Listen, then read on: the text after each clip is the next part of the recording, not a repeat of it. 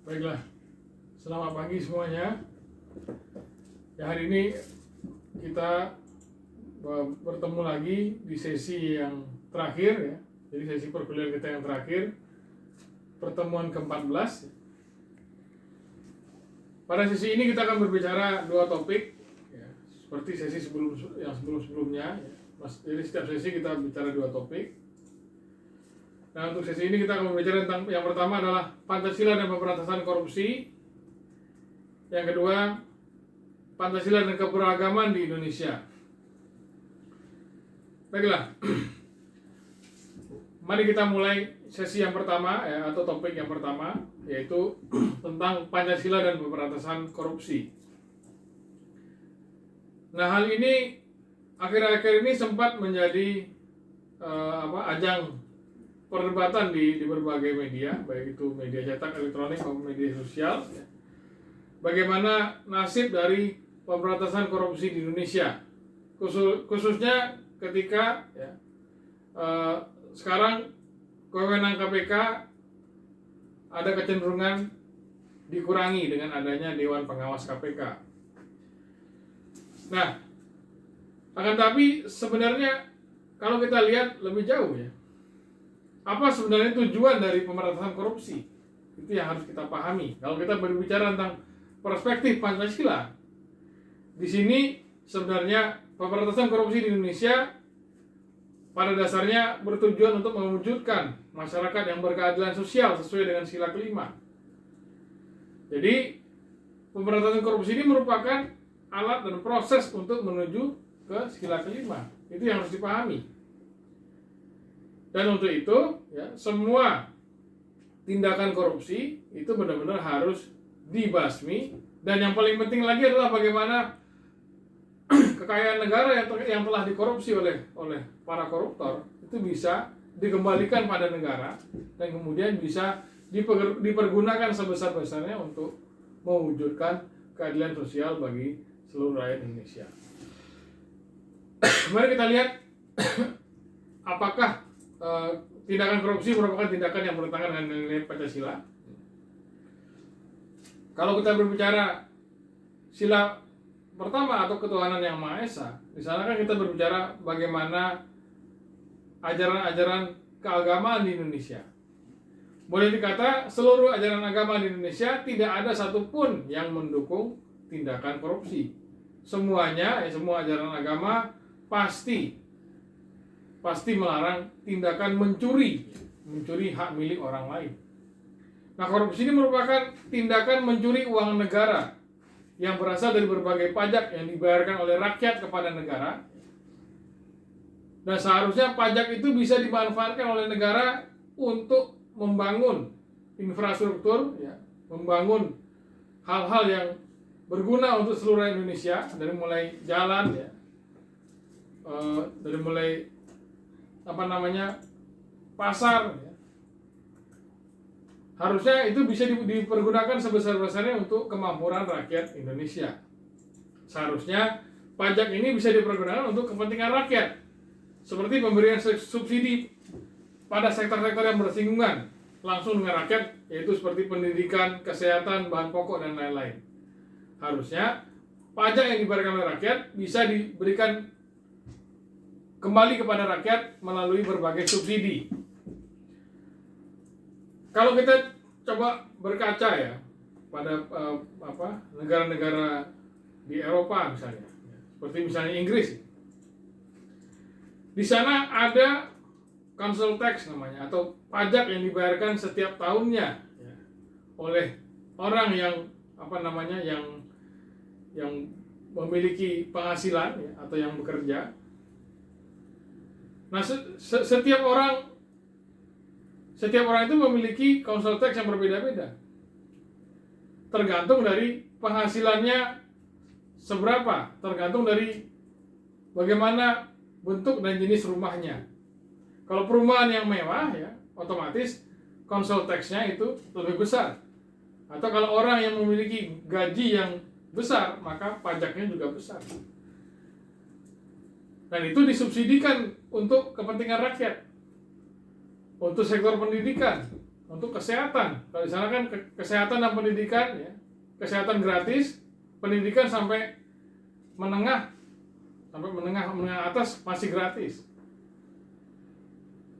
Kalau di sini kan ya terkadang kita masih ada yang bayar.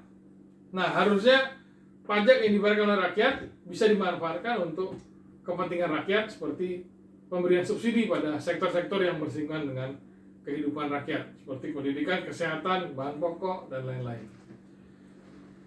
Nah, kembali lagi ke masalah korupsi, ya.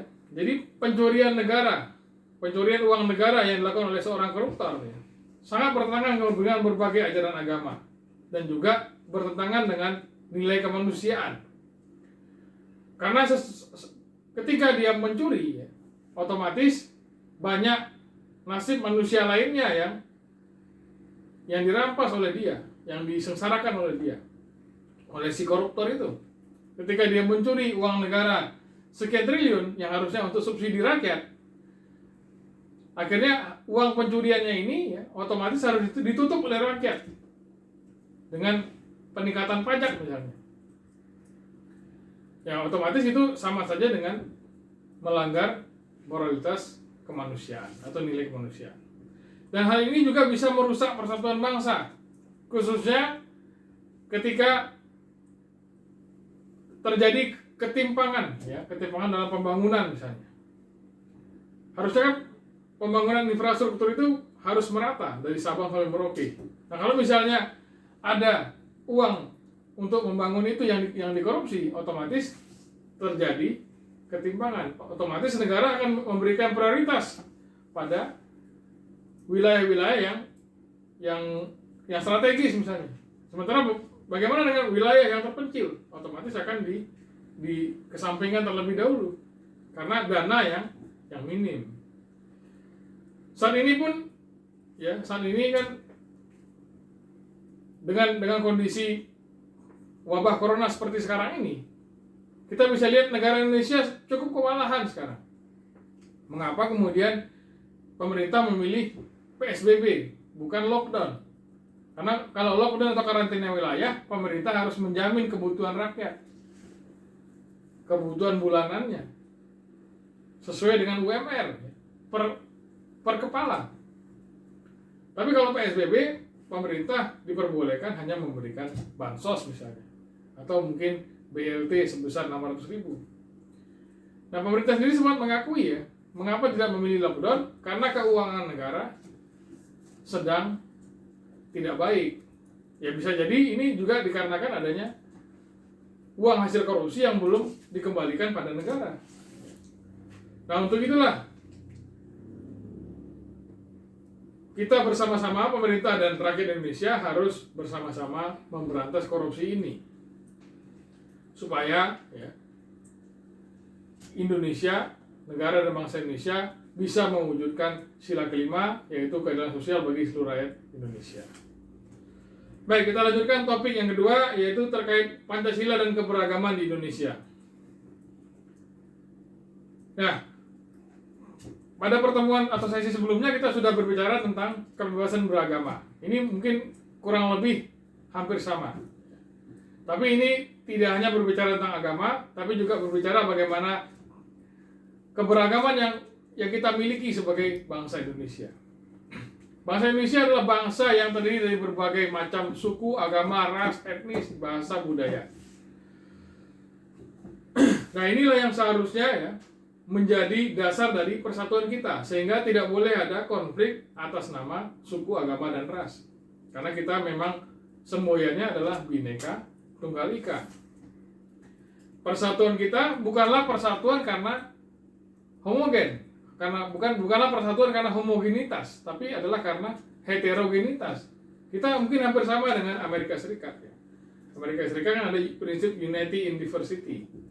Kalau kita kan Bhinneka Tunggal Ika, walaupun berbeda-beda tapi tetap satu jua.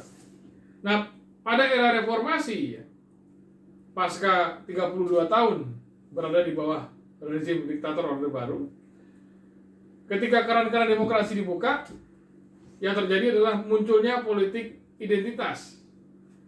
Artinya dengan menguatnya sentimen-sentimen kelompok, menguatnya sentimen-sentimen golongan. Ada kelompok yang merasa lebih hebat daripada kelompok lainnya. Nah, inilah sebenarnya yang harus diperhatikan dengan jeli oleh pemerintah. Bagaimana pemerintah kita haruslah pemerintah yang bijaksana, sehingga konflik akibat politik identitas ini bisa diredam. Terakhir kan yang sempat mengemuka adalah pada saat sebelum Pilkada DKI, ketika ada isu penistaan agama. Untungnya saat itu Pak Jokowi bisa tampil untuk meredam konflik akibat dari politik identitas ini. Jadi Pak Jokowi saat itu datang ke demonstrasi massa kalau tidak salah di Monas. Nah, ini sebenarnya bisa meredam segala bentuk politik identitas yang bisa memecah belah persatuan bangsa Indonesia. Baiklah, ini di akhir pertemuan ini di akhir sesi ini mari kita bersama-sama merenung apakah implementasi Pancasila dalam kehidupan berbangsa dan bernegara ini sudah terlaksana dengan baik. Sebenarnya kita tidak bisa melulu hanya menimpakan kesalahan pada pemerintah, tapi bagaimana kita sebagai rakyat juga berperan aktif untuk mewujudkan semua nilai yang ada dalam Pancasila. Bagaimana caranya? Untuk golongan terpelajar seperti mahasiswa, akademisi, dosen, itu bisa mengingatkan pemerintah melalui berbagai cara. Bisa melalui media, bisa melalui menulis di media massa, baik cetak maupun elektronik, sehingga banyak yang baca, atau juga bisa melalui aksi damai, atau bisa juga mengajukan pengujian undang-undang yang tidak sesuai dengan Pancasila misalnya ke Mahkamah Konstitusi, dan mengawalnya sampai tuntutan itu bisa terlaksana dengan baik. Akhir kata sekali lagi implementasi Pancasila dalam kehidupan berbangsa dan bernegara ini adalah tugas kita bersama, pemerintah dan rakyat, mewujudkan sila kelima sehingga masyarakat Indonesia, negara dan bangsa Indonesia menjadi negara dan bangsa yang makmur, gemah, ripah, loh jinawi. Baiklah, itu saja sepertinya untuk hari ini. Terima kasih atas perhatiannya. Mohon maaf kalau ada kekurangan. Jangan lupa untuk mengecek tugas kelas sebagai ganti presensi, dan jangan lupa mengumpulkannya karena di sana dihitung presensinya melalui pengumpulan tugas kelas. Baik, ini pertemuan terakhir. Mohon maaf kalau ada salah-salah kata Semoga semuanya lulus ujian. Terima kasih atas perhatiannya. Selamat pagi.